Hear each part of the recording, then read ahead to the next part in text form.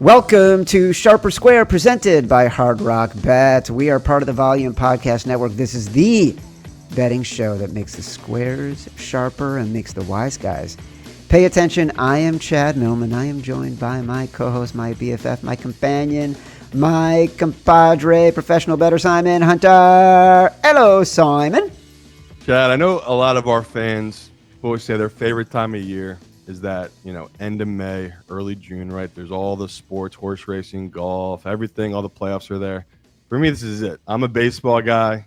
This has been an incredible week of baseball. The last 3 days, honestly, of baseball have been incredible. And I'm watching hockey preseason, a little NBA preseason. Football is on, obviously, as well. And I'm just like, man, I think this is my time of year for sports. I just love this whole spot. And just really, again, diving into the lines this week. I'm just appreciative of life and what we get to do for life. And hopefully these games are some winners for us. Dude, I'm not going to lie to you. It is. I feel so lucky, not to get sappy, that we get to do this show, and this is part of our daily process. And when I woke up this morning, I'm like, all right, I get to talk about betting on football. And the reason I'm even thinking about it is because, this is our Thursday, week 4 episode. We're going to narrow down our options on our quest to find 5 picks we agree on for the week.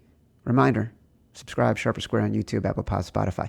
But the reason I say this is because I'm in the city right now. I'm at my mother-in-law's apartment, recording live from my mother-in-law's apartment. I will tell you, I was at a party last night in the city. One of those media, shindigs. Lots of really impressive, powerful folks. And a bunch of people who happened to listen to and watch the show were asking me about some of the picks from Tuesday's show. And then when I ran down, I was talking to one guy, I'm running down like, yeah, I'm on Detroit. Yeah, I'm on the Chargers. Yeah, I'm on the Niners. Yeah, I put a little taste, not a full unit, but a little taste on the Bills. I started to get really, really nervous. And it honestly feels like, now that we're 40 hours beyond that show, we are on the opposite side of all the professional, conventional wisdom. I won't say professional bettors, but certainly conventional wisdom. So Simon, let's get into this thing. And I'll say this right now with joy in my heart. Back by popular demand from all the old heads who have been tweeting at us and saying in the YouTube comments, it's time for Sharp Calls. Yeah, let's dive right into the games they love with us. Sharp Calls. Right off the top, Tampa. I think I knew that was going to be professional side. Honestly, I'm shocked we haven't gotten the 3. I really did think that the 3.5 was going to be a gift and it was going to disappear and just go back to 3 with the injuries the Eagles have and the Tampa getting guys back. But luckily, we're on the professional side there. The pros actually love Carolina, which I know is a game we haven't talked much about. I'm trying to avoid it. I feel me like too. I got away with it last week in Carolina. I wanted to be on the Patriots. The number is egregious. I'm just avoiding it. I know a lot of pros, though, like that Panthers side. Detroit, the game we're on, pros love it. Like every guy I talked to loved it, 8.5. They've been taking it at 9, taking it at 9.5. So I think our view of it, getting under 10, that was the key. Chiefs, I know, again, we're going to dive into the pros love. Cowboys, the pros love, same side we're on. And, last but not least, that Rams game, shocking. I thought it was going to be all pros on the Colts side. A lot of pros are joining us on that Rams side. So Interesting. A lot of love for our picks. What they hate for us. Talked to a lot of pros that like the Commanders, a lot of guys that love the Saints, a lot of guys that love the Seahawks, and a lot of guys that really, really love that matchup for that Jets team. And I just can't get there. So, interesting back and forth. A lot of professionals this week about different sides, but I knew they would be on for sure for the Chiefs and the Bucs. The other games honestly surprised me just because they are such chalky favorites. So, yeah, excited to dive into this week and all these lines and kind of get into these ones. All right, well, there's one game they didn't mention, which I thought for sure you would say that they're on the opposite side of us, and we're going to talk about that in a minute. But first, let's talk about Thursday night. Just quickly, because you mentioned they're on Seattle, and we've liked Arizona since Sunday night. We were waiting for Arizona to get to plus numbers, and it did. On Tuesday, they were at minus 1.5. Now they're at plus 1.5. I want to pull the trigger on Arizona I can't figure out why I'm not. And it's like, is it because I don't trust Kyler Murray? Help me get over the hump here. My model is completely flashing green for the Cardinals. Just because historically the Seahawks have won here. It doesn't matter who their quarterback has been, who the coach has been, what their defense has been. For some reason, the Seahawks have owned the Cardinals in this matchup. And I think your hesitation for both of us is just we think the Seahawks are a better team right now. And health does matter. Short weeks does matter. But I'm like you. I can't avoid it. It's Kyler Murray as a dog. I've said it years ago. I don't care. No matter what, I take him as a dog, even when he has a bad matchup and his offensive line's banged up and everything. It's just all negative, and I hate it because it's making me like Arizona even more. But I'm not going to put in our contest. I know that for sure. But I'm still on the same side. I was looking for ways to get there on Seahawks, and I just can't get there right now with this team. That last week, I should say, we were on it for Survivor, and it was the dream scenario. But Chad knows, like anytime a team wins by 30, and now they're facing a team on a short week on the road, it just historically isn't a good spot. So the trends don't love the Seahawks either. The only trends that like the Seahawks is simply their matchup with the Cardinals. So yeah, we can keep it moving. Not a game on a force, and I am on the Cardinals, but there's no way I can talk myself into putting this in the contest. I don't want to walk away from it for 1 sec because I just want to get to why would I like the Seahawks or the Cardinals better on the field? Like the Seahawks are so much more dominant right now. They're amazing defensively. I'm still not quite sold on Sam Darnold. He hasn't necessarily had to win them a game the way their defense and running game has been winning them a game, against the Steelers. And then last week was just sort of a trouncing. Is that why, what am I liking on the field here? I have no read of it. I think the Cardinals are well coached and they play hard. Like their defense, with all their injuries, they played really hard, played really well last week. To me, I think our hesitation just is Kyler. That's the end of the day. That to me is the issue. We don't trust him. That's why I just bet him as a dog. Where it's like I don't try to overthink it. He covers as a dog. As a favorite, he is just atrocious. So he's a dog. This is usually the type of games he covers. So. All right, one of the games that I'm surprised the wise guys didn't bring up in the conversation here is the LA Chargers are now 6.5-point favorites against the Giants. This took a lot of our attention on Tuesday. Too much, honestly, because while I was loving the Chargers at 6, it moved to 6.5 before I could grab it while we were talking about it on the show. And it remained the pick that I love. Chad loves the Chargers. I got it at 6.5. It's steady at 6.5. As we were talking, it was announced that Jackson Dart was going to take over for Russell Wilson. Look, there is a lot of love right now for the Giants' defensive line and what they were able to do against Patrick Mahomes and make him uncomfortable. And the real failings for the Giants were their inability on offense to execute, take advantage of situations, score points. My feeling on this is the whole Jackson Dart thing is a classic media parroting the organization's talking points. Like you listen to Chris Collinsworth talk about Jackson Dart on Sunday night, and you'd think he had the swagger and talent of Joe Namath, right? The way that they just sort of said, the way he walks in and gets the guys together and he works so hard and, his athletic ability. Is this not a guy who snuck into the bottom of the first round to a team that passed on him at the top of the draft? Is the expectations that the Chargers do not know how to defend against a quarterback who can run Patrick Mahomes? Is the expectations the Giants pass rush will just dominate the Chargers' injured offensive line? What are the wise guys, if they are betting on the Giants, and you didn't mention them, seeing that should make me uncomfortable because I still love this pick? Yeah, I would say to Collinsworth, he's a man in his 70s, or I don't know if he's in his 80s, but I think he's in his 70s. And he's not in his 80s, guy. Come on. He's probably on an edible, so anyone to him probably seems cool. No, he's not. I think he is, man. And some of the stuff he says, you're just like, there's no way this guy is sober. That's what I think a lot of people in sports. Come on. But yeah, Dart is the unknown, so maybe that's why people love him. But for for me in this game, like I'm going to support you, even though back-to-back weeks you've taken the same team against the Giants. And I get your logic and your reasoning. It really was fading this bad team against superior talent. And that's what the Chargers are. They're superior talent against a bad team that's, not properly coached.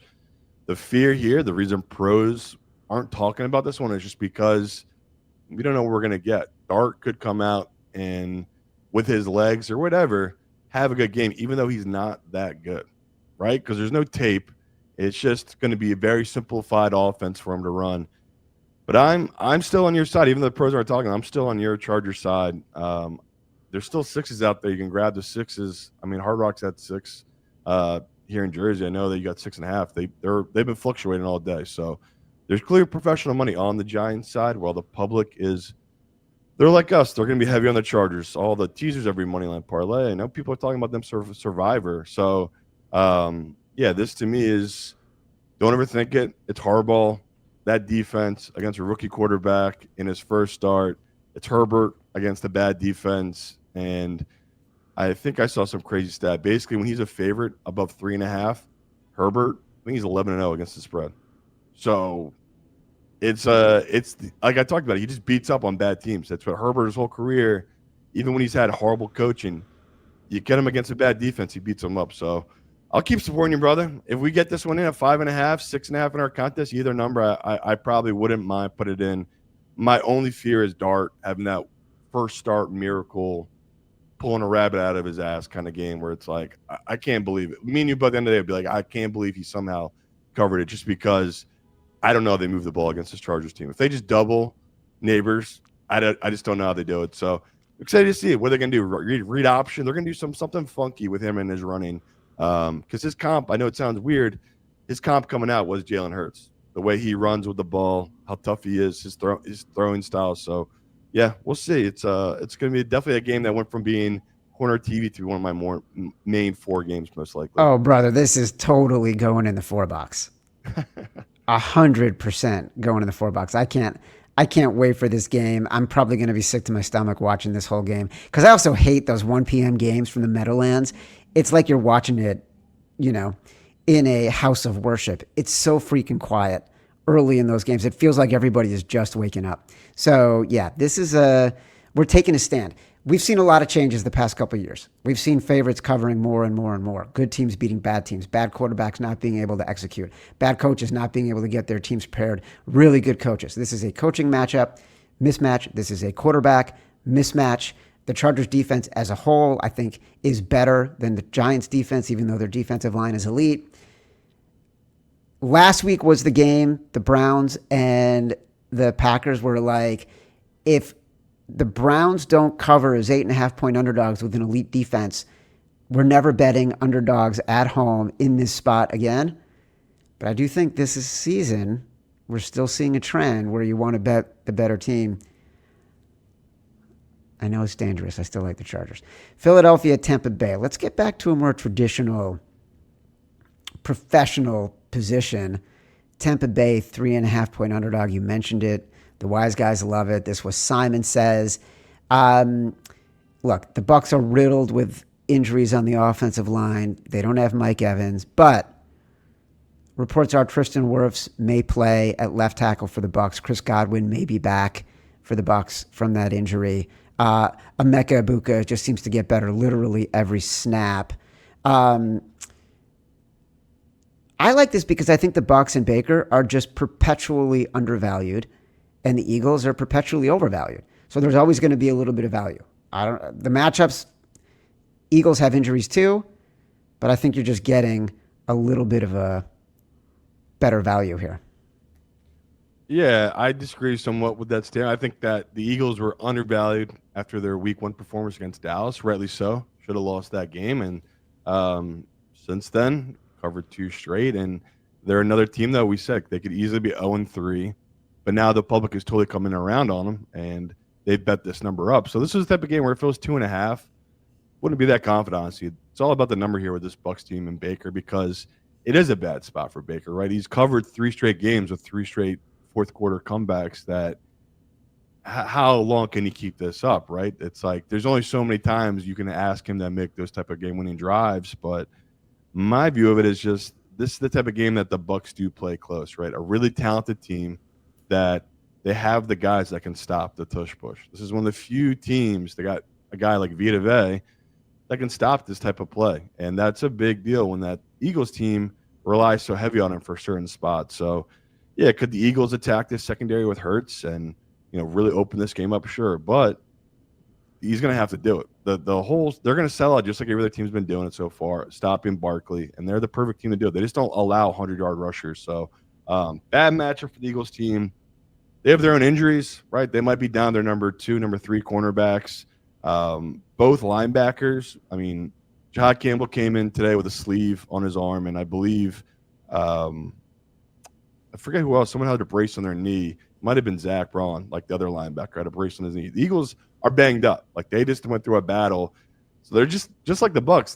They're equally banged up and not as healthy. So it's shocking how much love the public has for the Eagles team. Where I think the game temperature, field temp, is supposed to be like 105, and this historically has just been a bad spot for the Eagles. The Eagles haven't lost in a year. The last time they lost was this Bucs team, and you see it with Baker. He's not the best as a favorite. He's kind of like Kyler in this sense that as a dog, especially since he's been the Buccaneers, he's been an autoplay where it's like he just, even when he loses those games as a dog, he always keeps them close. Like the back door is always open. So to me, with the hook, 3.5, I can't avoid it. Love the number so much. Love this matchup for Baker. And God, if Godwin can come back, I'm almost positive he's going to come back with Worth. That's going to be so huge. Having him and Abuka on the outside, like you need someone that Quinyon Mitchell can focus on, and then you're going to beat the Eagles with that second receiver. That's truly the biggest weakness of this defense that they just cannot figure out. Now you're bringing guys up from the practice squad to maybe pick that position and take on Chris Godwin. So, yeah, I love this matchup. Love the matchup as well for Bucky Irving coming out of that backfield. So, to me, make the line 2.5. It's still 3.5. Call some key numbers here. I just, once again, if it's 3.5 for our contest, I'm probably going to force Chad to take it Sunday. I've heavily bet this one. I really love this number. I don't think you're going to have to force me. I've already bet. I bet it at the worst number. I bet it at 3. So I don't feel like there's going to be any arm twisting on this. Where we've talked about the Chargers. That was my Chad Loves pick. We've talked about the Bucs. That was Simon Says. I want to bring up Washington. We owe people a brass balls. And you and I haven't discussed our brass balls and our rock and hard play. So it's going to be a surprise to both of us at this point. Washington at Atlanta. Atlanta's down to 1. Atlanta opened at 3 on Sunday. This was the first game I bet on Sunday. It's the first game I talked about on the Sunday night show. I actually bet Atlanta thinking that Jaden Daniels was going to be playing. Actually, not really knowing if he was going to be playing, but expecting him to be playing. And so we don't know yet. He said it's up to the doctors. He practiced. The line has moved in the Falcons' direction. Like, the CLV to me is saying if we can get the Falcons at a more beneficial number in the contest, and it's a team that just came off a blowout and was shut out, the trends, hashtag trendsetter, are all going to be in our favor for the Falcons. Are we going to have to put the Falcons in so we don't have 4 favorites and an underdog? I have, again, it's a week-to-week league. I have no issues having a ton of favorites this week. That's the least of my worries. But there's a 90% chance that I refuse to put in this Atlanta team. The Penix stuff, man, he's not good. And like I keep saying, he's very young. I don't want to judge him too hard because he needs time. He just needs starts. He needs reps. And he needs to play against different style of defenses. So I just can't get there with Penix. Like you said, this is an amazing spot for Atlanta. Typically, a team that gets rolled like that, and now they're a dog at home against potentially a quarterback coming off a serious injury that seems like he's rushing him back a little bit. It's just a weird spot to be back at the Commanders. So I think your read is right. I mean, your initial read on the 3 was spot on. Like, that was a great number. Anyone out there that has the 3, you don't need to touch or watch this game in any way. You can have a great closing line value and whatever, but I don't know if I can get there. I've gone back and watched the Penix tape, and he's got issues. And as you see these defenses getting more tape on him, it's going to be interesting to see how he progresses through his career because there's not many lefties in the league. And I know that's a stupid thing, but like there's certain drops and certain throws he makes where it's like, is this why there's no lefties? Is this guy the exact reason why, or is it just a fluky thing that there just aren't that many left-handed quarterbacks? But he's just been unlucky to me in a couple of ways, and now in this matchup, you expect after getting embarrassed, Raheem Morris and this defense to bounce back. They should play better Atlanta. So I get where Chad's coming from here. I have no confidence right now in the quarterback, and I just have major questions where Washington, even though he's banged up Daniels, this is the exact team he dominates, like a bad team indoors on turf. So if he was fully healthy, there's no way I would touch Atlanta. But with the question marks, if it is Mariota and if we are able to get the early number, right, if we can get 2.5 against Mariota plus 2.5 as Atlanta as a dog, I could be talking to a Chad for our contest maybe, but at this number, no way. It's moved too much. This is quickly becoming a Commanders number in my opinion. We'll see what we get on Sunday. I feel like this is going to be in the conversation when we get a better sense of Jaden Daniels' situation. This could be in the conversation. We hope people like 10 games I like more than this one. Okay, well, that's a strong statement. Cleveland at Detroit. We owe people a brass balls. I wonder if we should have a conversation about Detroit. It's -9 as a brass balls game. It was brass balls. I love Detroit. All right, so then let's do it. Detroit Lions, -9. They're going to be our brass balls bet of the week. You know what it takes? It takes brass balls. And I'm pretty sure I just scared the bejesus out of every 87-year-old neighbor of my mother-in-law's on either side of the walls in her apartment. This has been a wacky line because we saw it in real time on Tuesday. I went to bet this right after we recorded the show. It had been at 8.5. I convinced myself the Lions were the right side. The Browns had their moment in the exact right spot under perfect conditions against the Packers. When I went to bet the game, seriously, in the time it took me to log into one of the sports books, it had moved from 8.5 to 9, painted across the board. And then, Simon, you and me were on the phone after the recording, after I made the bet, it moved back down to 8.5. And then it got back up to 9.5. And now it's back down to 9. So clearly there's, some people who are finding the threshold for where they want to bet the Browns and some people finding the threshold for where they want to bet the Lions. I'm still thrilled about betting the Lions. I think this is such a good spot for them. Yeah, love them. And another game where you dive in the trends, you're like, what's the bad part of this Lions team is this big of a favorite? That's what I'm trying to find here because it's another line that it feels like, again, sometimes you're just seeing the field clearly and you're reading the lines right. And this is another game, though, I just didn't get why it wasn't 10. Now it is 10. Like one of the more public books in all of America is at 10. So I assume most of their books will follow that way. But the trends are interesting, right? Our guy, Evan Abrams, had an amazing trend about this exact spot with Dan Campbell. So he basically, when they have a absolutely insane blowout, right? They beat a team last week by 6+ points. They're 22-6 against the spread the following game. So after they blow a team out, they just keep it rolling. Yeah, they like to. Ben Johnson said this the other day. Someone asked him after the Bears got destroyed by the Lions, was he annoyed that they didn't kick a field goal? And he said about the Lions, they score touchdowns. That's what they do. Again, it's just predicates to what Dan Campbell is, right? This is all stats under Dan Campbell. So they win by 6. The next game is 22-6. If they win by 7+, they're 19-5 the game after against the spread. So it's like when they get rolling like this, when the offense is clicking, they just steamroll teams. They don't take the foot off the gas, right? Dan Campbell likes it when the team is rolling like that. And he doesn't want to slow it down. So we talked about it. There's ways to neutralize this front four of the Browns, and that is going to be really interesting here because they are arguably the greatest run defense we've ever seen. When you look at the stats, what they've done through 3 weeks against really good run teams. I mean, Josh Jacobs, stud. Derrick Henry, stud. Even week 1, Jace Brown with Joe Burrow. He's pretty good. Like when he was healthy with Burrow, they shut them all down. So I can't wait. Like this is arguably the best running attack of football, the hammer and the nail of, the 1-2 punch of Gibbs and Montgomery. So I love it. I think we're on the same page that, might be a little scary here in the very beginning, but as the game goes along, I love the idea of a big win here for this Lions team.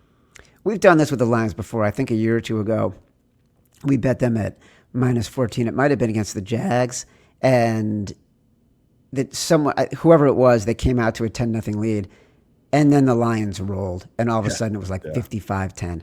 That's what We're I'm the same hoping. boat. It's always scary betting these big spreads because we see how it can go a million different ways, right? Golf has the off day, we're dead. But historically, have no fear, people. Dan Campbell in this spot, it's been pretty profitable over the last couple of years, and he backed it up last week with that Ravens spot. Like Chad said, they blew out the Bears. They came out and they laid it on that Ravens team. So they're cruising since week one. This is arguably one of the best teams in all football. Today's show is brought to you by our new presenting sponsor, Hard Rock Bet. Week 4 kicks off tonight with a divisional battle between Seattle and Arizona, and this is where the sharps separate from the squares. Hard Rock Bet can help with trends and insights for practically every game. Check out this trend from Hard Rock Bet Stats Hub right there in the app. Seattle has won 7 in a row against Arizona.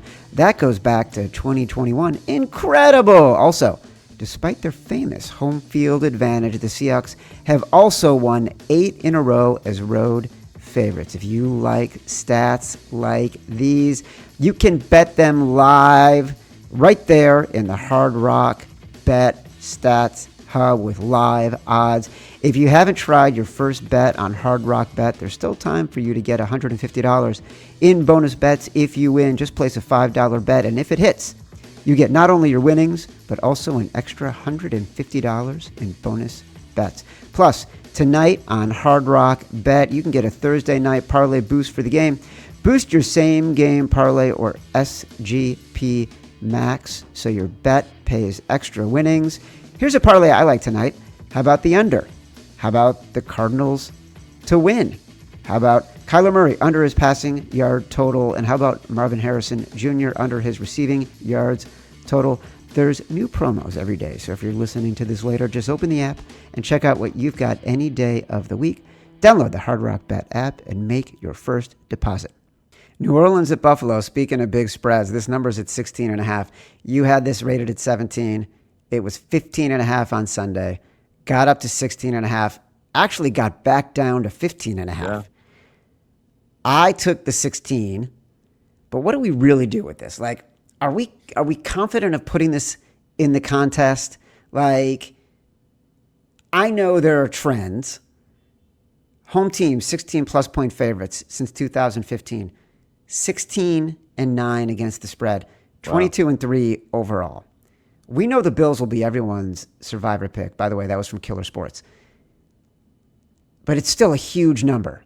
And we know the Bills have an injured defense. And we know that if they get up big, they could just end up bleeding the clock. So I don't know if it's a contest play for me. I still like the Bills. I didn't do a full unit on this game, but I think I want to be on the Bills side here.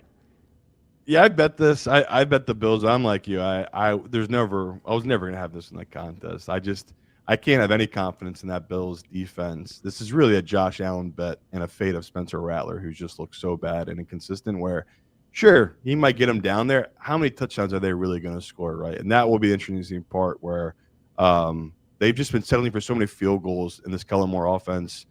Do they just start getting super aggressive and stop kicking the threes and start going for the touchdowns? So just a historical spot for Josh Allen. Not great, right? As a 10-point favorite in his career, he's 6-10-2 against the spread, so 38% in this exact spot. So it's just not something I'm banging the table for. It's really about the number and how bad that Saints team is. That I'll probably be more in on backing them at home, but these type of scenarios, back-to-back, really tough road teams, flying across the country, then flying again back up north.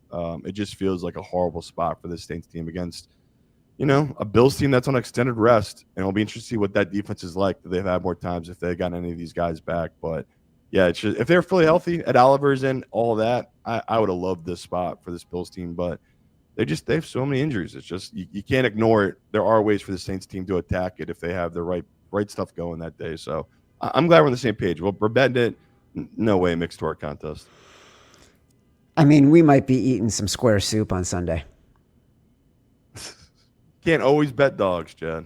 I'm just saying. We are square.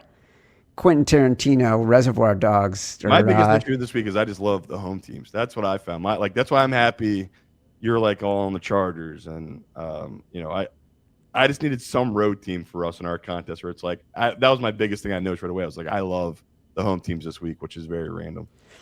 Speaking of home teams, Indianapolis at the Los Angeles Rams. The Rams are 3.5-point favorites. We've kind of just been hoping this would get to 3. It hasn't gotten there. It did for a second, which was crazy because I was like, oh, it's happening. And it stopped, Chad. It went right back to 3.5. I didn't even see. When did it happen? At like 2 a.m? No, normal time, like midday. Because just, again, people, you can set alerts in your phone for different things like this on apps I shall not mention. And it will tell you when it moves. So, yeah, I got an alert right away. Tried to send a runner to go bet it for me. And literally 10 minutes later, it's gone. So Chad's right. This is going to stay, I believe, at 3.5. The professional. It actually looks like it might move to 4 based on the price, but based on the juice. Interesting. Okay. I didn't see that. Yeah. Yeah, I guess you're right. I'm looking at it right now. Yeah. That's a possibility. I love the Rams, and we've already talked about it.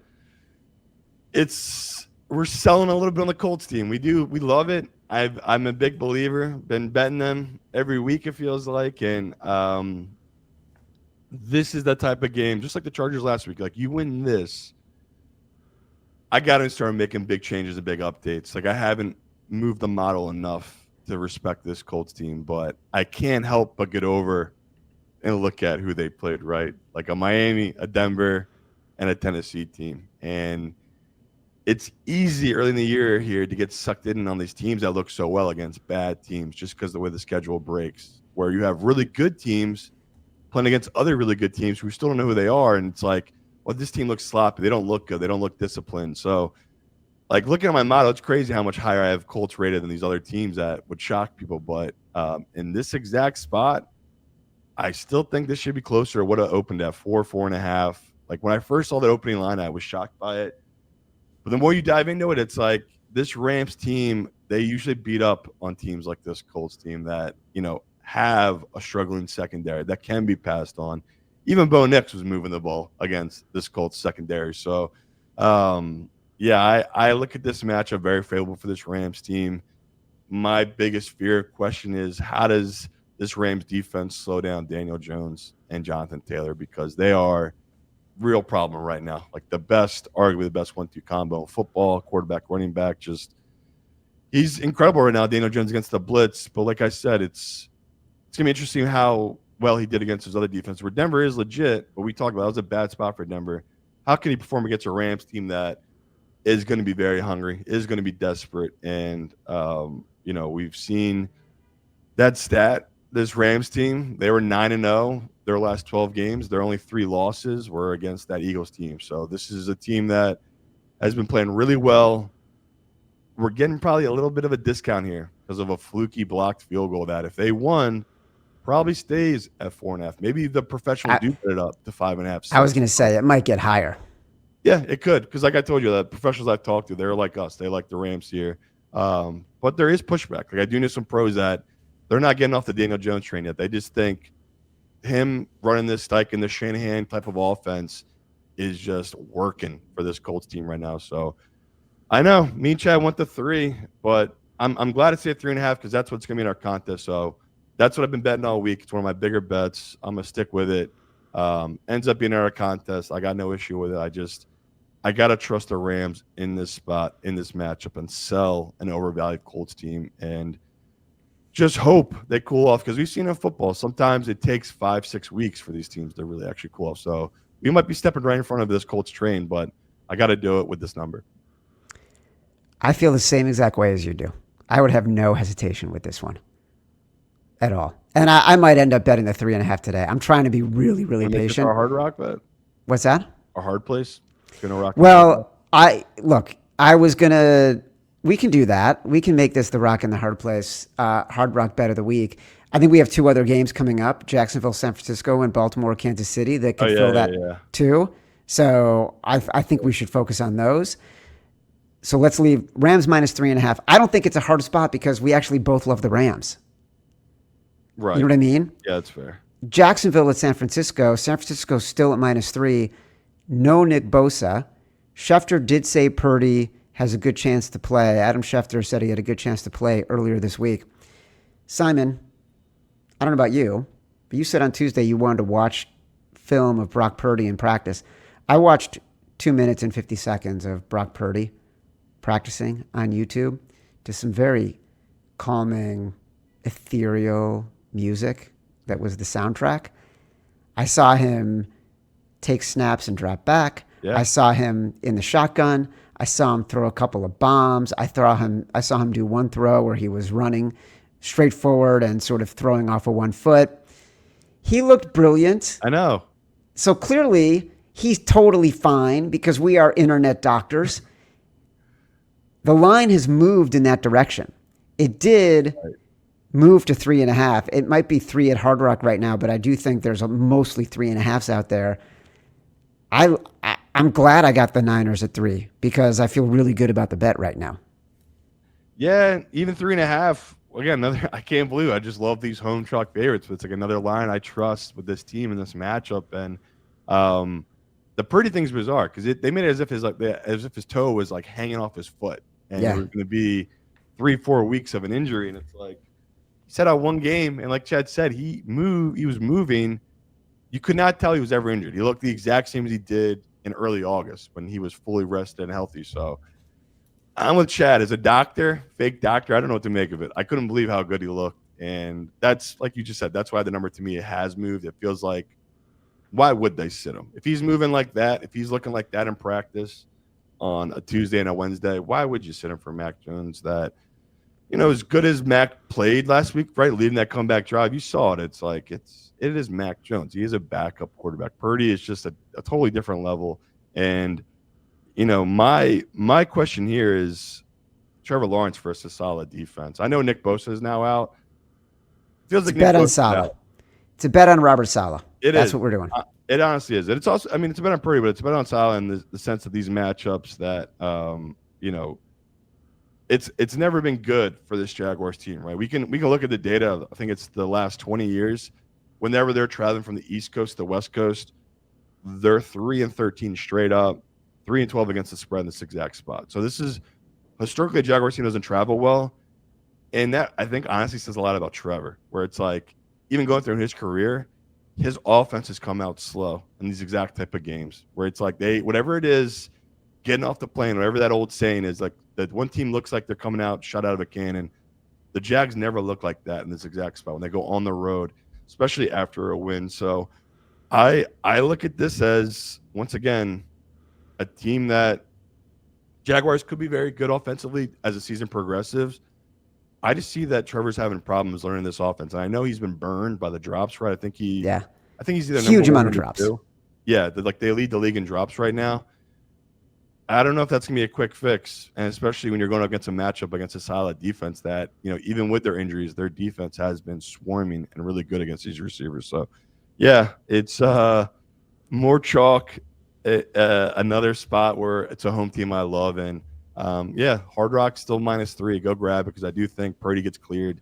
This gets up to 3.5, 4 by game time. So it's all about line value. I would still, if you're stuck in a state that you only can get -3.5, I'd still take it. Like I still think that's a good price on this number. Have this game closer to 4. So if it gets to 4.5 and you haven't made a bet, yes, you can take a position on the Jaguars. I wouldn't do it. I just have major questions about this Jaguars team that they feel very, very fortunate to be 2-1, but also another team that could easily be 3-0. So a really weird team to try to get a read on this year, this Jaguars team. But I think me and you are on the same page. 49ers, we know what we're getting from this defense right now. The only true unknown is the Purdy injury, and we both agreed he looked well in practice. I can't abide when you're giving me a trend from the Jaguars that is 30 years in the making. That doesn't mean anything. 20 years in the making. It doesn't mean anything. To you. To the history, to logic.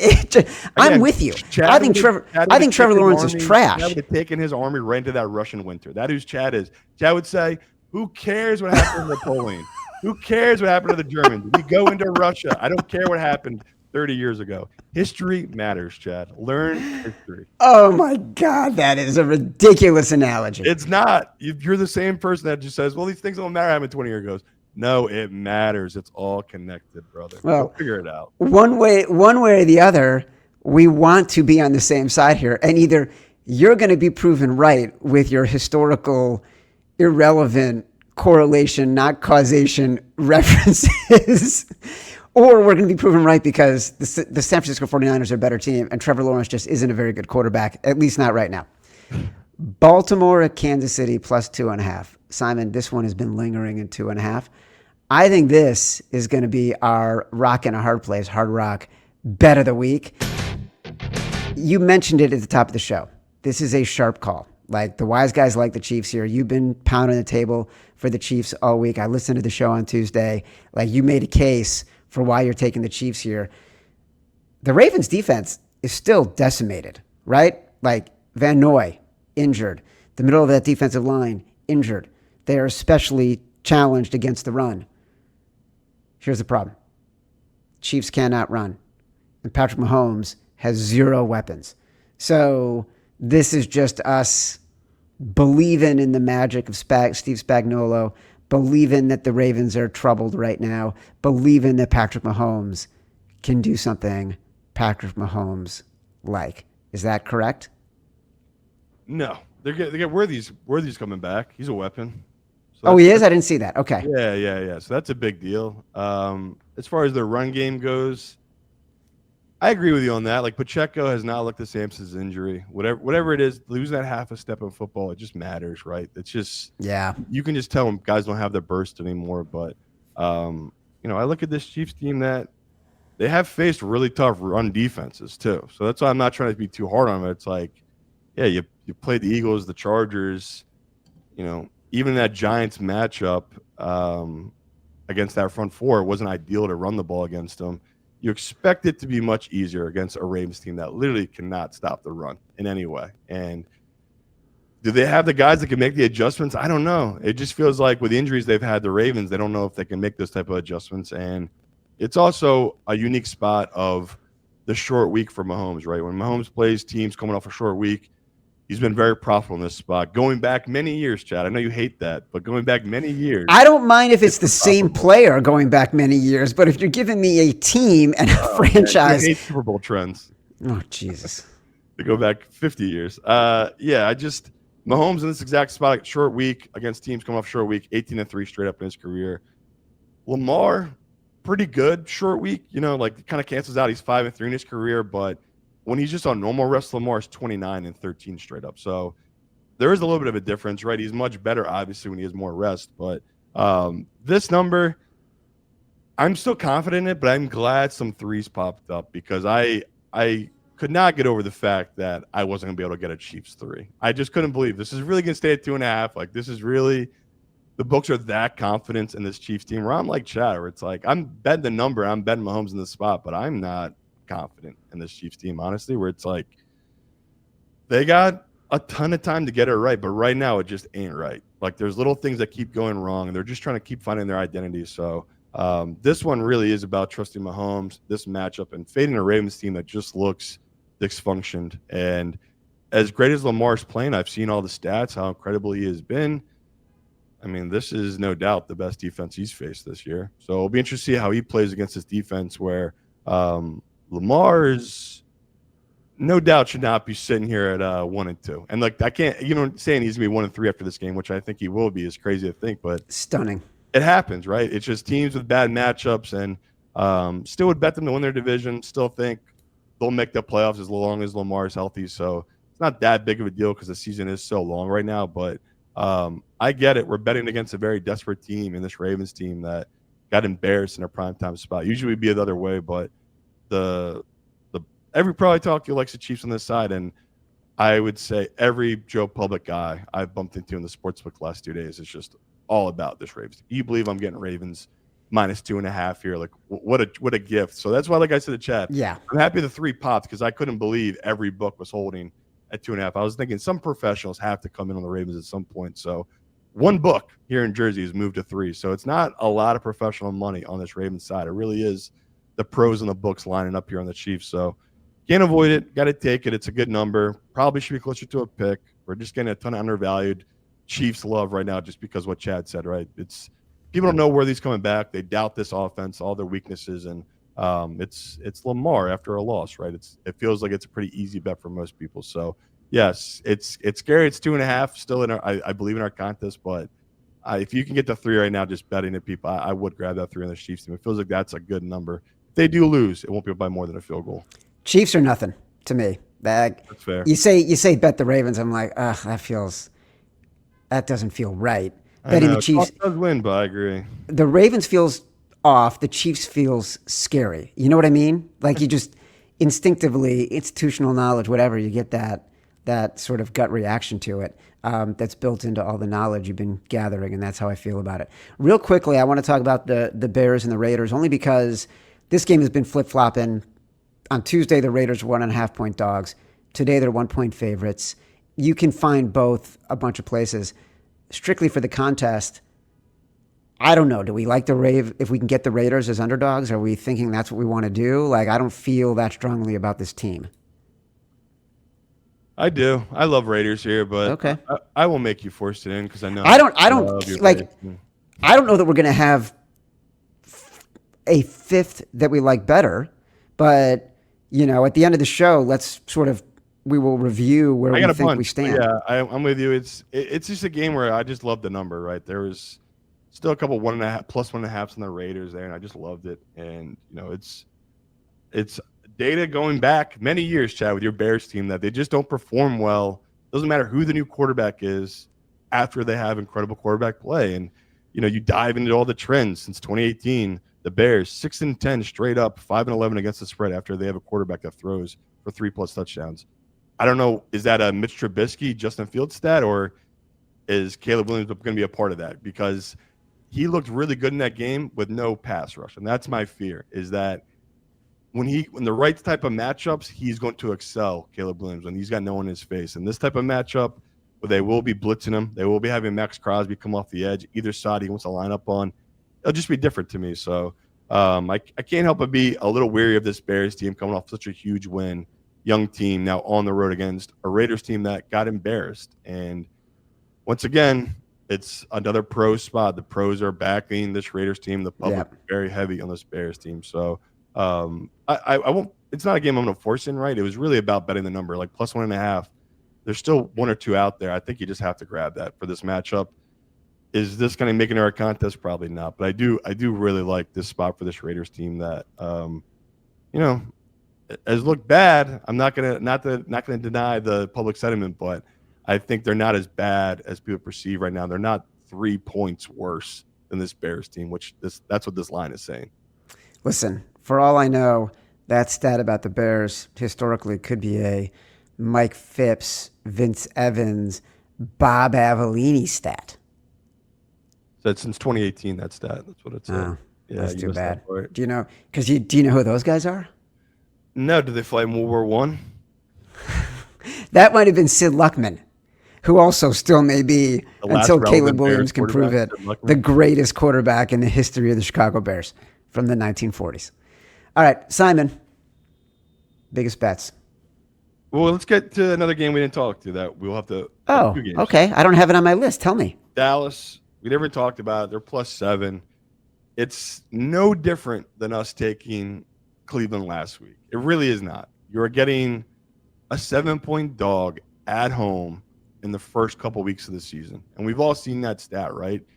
Like those last couple of years, these dogs in this exact spot, it's been very profitable. And I don't know about you, my only fear is it's LaFleur. Like he has owned Dallas. I think it's some crazy stat. Like they're 5-0 against the spread or straight up against this Dallas team. And my biggest memory is Chad. Me and Chad did a live party with all of our listeners, and the game we bet on was the Green Bay Packers, a 7.5 point dog at Dallas in the playoffs. And it was over 5 minutes into that game. So I will put that out there right now. Dallas gets owned by Green Bay. If you want to avoid this one, totally get it. But this is another undervalued Dak spot where I love Dak in these exact spots. Whenever he's a big dog, Dak tends to cover because he's so offensively gifted. And They have so many injuries in the Cowboys. Again, again, I'm going to bang the table for, but I just want to read the stats because it is so important about what Cleveland did last week as a big home dog, and it's the same exact spot here.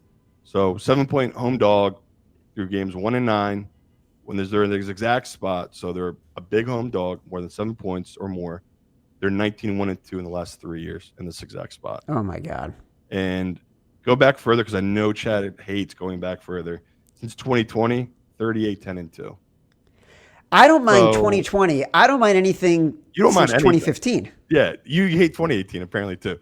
But I'm just saying, like, this is a real trend in the modern era that is carried weight here. That the rules have changed that have benefited these high-powered, great quarterbacks in these offenses, but the public bets these lines up too much when we get good value in these dogs. That's really what that keeps telling me. So hold your nose. If you can still get the +7, go grab it. I'm praying this is 6.5, so we don't have to put it in contest. But because of that number, I have to do it. And I really, really, really trust Dak when he's a big dog in this spot. And the last one, I'm a sucker for this game. Miami's -2.5 against this Jets team. This is an 0-3 Miami team at home. And I know the Trends actually hate this team in this spot. Like, they're actually terrible in primetime. Tua's been terrible at primetime and at home. But he just needs to win by a field goal against this Jets team for his first win of the season. I can't overstate how big of a deal that is, where it's like, I know the Jets are just as desperate. They're 0-3 as well. But I felt like they shot their shot last week. And they fell short where Miami did as well against the Bills, but they never really were as close as this Jets team was, right? They were never in a position that they simply got to stop. They were going to win that game that the Jets were. So I can't believe it's still 2.5. And I know some professionals who are on the Jets side, but their secondary of the Jets is so bad. This is how Miami can beat teams. This is one of the few teams they actually match up well against. So I have it modeled at -3. It's -2.5. I wanted to hear where you were at in this Miami game, or you not even thought about it at all. Haven't thought about it. That's fair. Not interested. Not interested at all. Yeah. Give me your biggest bets.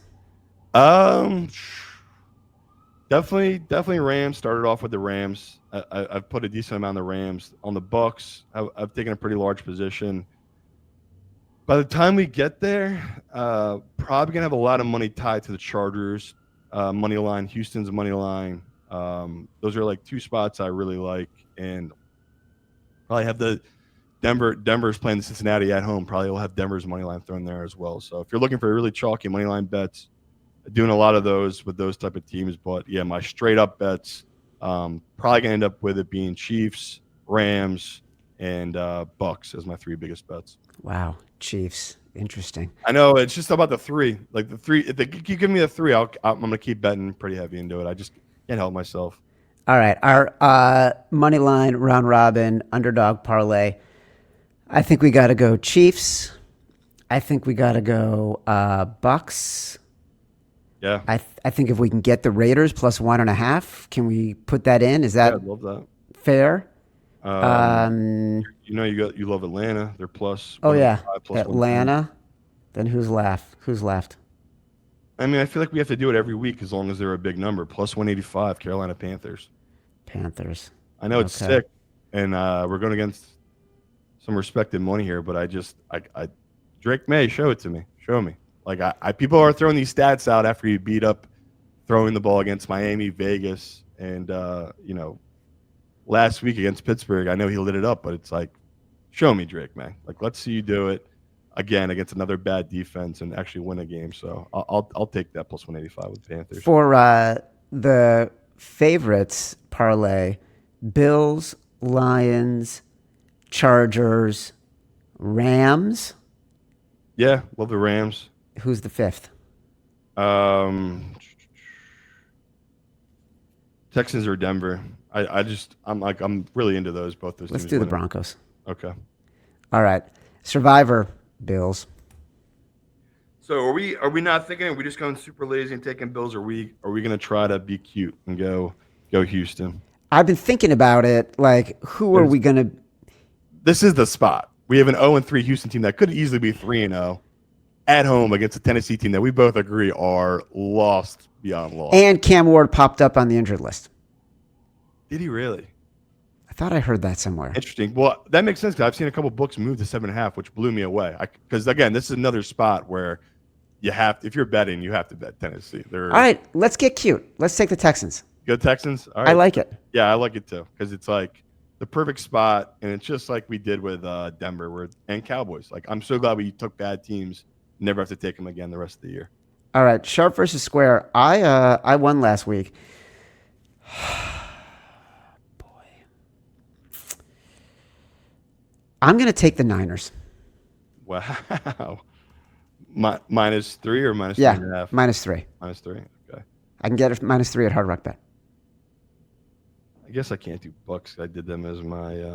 Right, because I thought about doing the Falcons, but I can't get them at 3. I thought about doing the Chargers, but I did them for Chad says. I'll plant my flag. I guess I'll go with. I guess I'll go with the Rams. I like it. -3.5. Yeah, I'm hyping them up. I have to fade this Colts team. It's just too much love. So it looks to me like the games we're going to recap on Sunday. Chargers -6.5. Looks like we'll do the Bucks +3.5. You know, if Atlanta's at 2.5, we'll have a conversation against Mariota. We'll see how the Lions are doing, but we like them right now. The Rams -3.5. The Niners -3. Chiefs +2.5. I think those are our top candidates, and then we got to adjust based on how lines are moving and what injuries we're seeing. Yeah. Okay. Like it. All right. This has been Sharper Square, part of the Volume Podcast Network. We will be back on Sharper Square YouTube on Sunday morning at 11. Well, we'll be back on Sunday morning. We will be back at Sharper Square YouTube on Sunday morning as you eavesdrop on an intimate conversation between me and Simon, in which we will panic, make utterly human decisions, and regret the rest of the day. Then we will be back on Sharper Square YouTube Sunday night after the late afternoon games, 7:30-ish p.m. Eastern, live to recap all the misery. Watch or listen on YouTube, like this video, subscribe to the channel. Also download from Spotify, Apple Pods, wherever you get your pods. Rate, review, subscribe, leave us 5 stars, say whatever you want. Feedback is a gift. Until next time, love you.